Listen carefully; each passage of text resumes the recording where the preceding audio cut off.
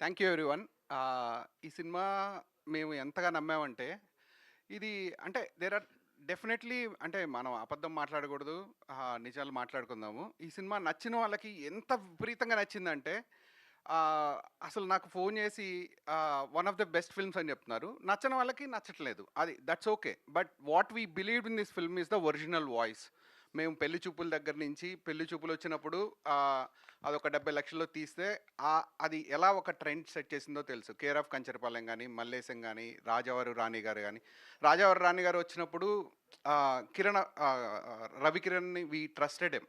And ఇప్పుడు అతను ఏం చేస్తున్నారో తెలుసు. అలాగా వరుణ్ కానీ, నందు కానీ, యామిని కానీ వీళ్ళందరూ దాని వెనక పడిన కష్టం అన్ని సినిమాకి కష్టం ఉంటుంది. కష్టం ఒక్కటే కాదు, మేము దాంట్లో ఉన్న ఒక ఒరిజినల్ వాయిస్ని మేము నమ్మాం.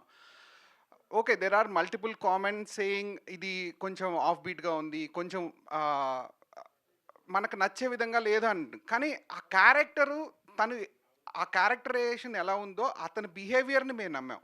ఆ బిహేవియర్ని హానెస్ట్గా చూపించారు. అది అంటే మనం ప్రతి సినిమాని ఒకేలా చూడకూడదు అనేది నేను ఒక ఫిల్మ్ క్రిటిక్ కూడా. నేను ఒక 10 పుస్తకాలు రాశాను సినిమా గురించి. ఆ నాలెడ్జ్తో మాట్లాడుతున్నాను. ఒక ప్రొడ్యూసర్గానో లేకపోతే ఈ సినిమాని ప్రమోట్ చేసిన వాళ్ళుగా మాట్లాడకుండా, మనం జనరల్గా ఆడియన్స్కి కూడా నేను అంటే చెప్పేది ఏంటంటే, మనం ప్రతి సినిమాని ఒకేలా ఎలా చూస్తాం, చూడకూడదు కూడా. నేను కేర్ ఆఫ్ కంచరపాలెం ఫస్ట్ మేము స్క్రీనింగ్ వేసినప్పుడు ఇది యూట్యూబ్లో పెట్టండి, ఈ మొహాలు ఎవరు చూస్తారా అన్నారు. కానీ వేరిట్ ఈరోజు ఎక్కడుంది ఆ సినిమా? మన తెలుగు సినిమా చరిత్రలో ఎలా అయితే అది నిలిచిపోయిందో, ఈ సినిమా కూడా it will find its audience. ఇప్పుడు చాలామంది చూస్తున్నారు, కానీ it will stay for ever in the Telugu film history for the unique language.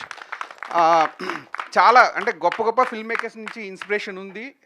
ఆ ఇన్స్పిరేషను మన తెలుగులో అరే ఇలా కొత్తగా కూడా తీయొచ్చు అనే దానికి ఇది ఒక బెంచ్ మార్క్ అవుతుంది. It is the starting point for experimenting with narrative, experimenting with edit. చాలా విషయాల్లో అంటే ఫస్ట్ హాఫ్లో ఆ క్యారెక్టర్ పడుతున్న ఆవేదన కానీ, ఆ ఆవేదన ప్రకారమే ఫస్ట్ హాఫ్ ఎడిట్ ఉంటుంది.